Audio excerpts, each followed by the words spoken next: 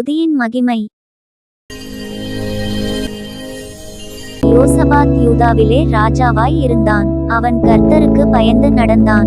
ஒருமுறை மோவா புத்திரரும் அம்மோன் புத்திரரும் சேயீர் மலைத்தேசத்தாரும் யோசபாத்திற்கு விரோதமாய் யுத்தம் பண்ண வந்தார்கள். அப்பொழுது யோசபாத் பயந்து கர்த்தரை தேடுகிறதற்கு ஒருமுகப்பட்டு யூதாவெங்கும் உபவாசத்தை கூறுவித்தான். அப்படியே யூதா ஜனங்கள் யூதாவிலுள்ள எல்லா பட்டணங்களிலும் இருந்து கர்த்தரை தேட வந்தார்கள். அப்பொழுது யோசபாத், எங்கள் தேவனே, எங்களுக்கு விரோதமாக வந்த இந்த ஏராளமான கூட்டத்திற்கு முன்பாக நிற்க எங்களுக்கு பெலனில்லை.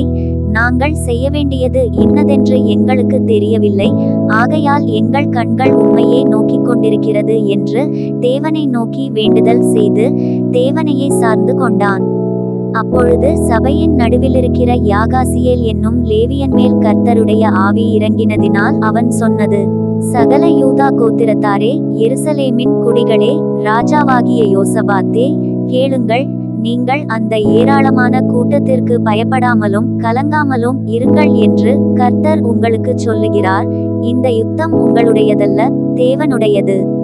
இந்த யுத்தத்தை பண்ணுகிறவர்கள் நீங்கள் அல்ல.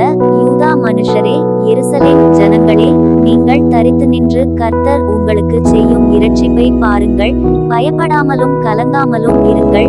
நாளைக்கு அவர்களுக்கு எதிராக புறப்பட்டு போங்கள். கர்த்தர் உங்களோடே இருக்கிறார் என்றான். பின்பு யோசபாத் பரிசுத்தமுள்ள மகத்துவத்தை துதிக்கவும் ஆயுதம் அணிந்தவர்களுக்கு முன்பாக நடந்து போய், கர்த்தரை துதியுங்கள், அவர் கிருபை என்றும் உள்ளதென்று கர்த்தரை பாடவும் பாடகரை நிறுத்தினான்.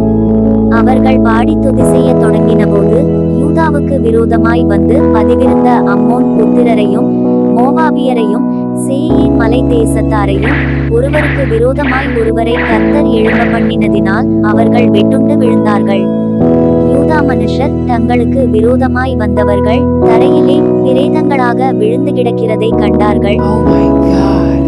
ஒருவரும் தப்பவில்லை. யோசபாத்தும் அவனுடைய ஜனங்களும் அவர்கள் உடைமைகளை 3 நாளாய் கொள்ளையிட்டார்கள்.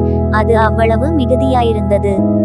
4ஆம் நாளில் பெராக்காவிலே கூடி கர்த்தருக்கு ஸ்தோத்திரம் செலுத்தினார்கள். என்ன ஆச்சரியம்!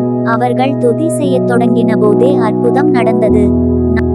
நாமும் தேவனை துதித்தால் அற்புதங்கள் நடக்கும்.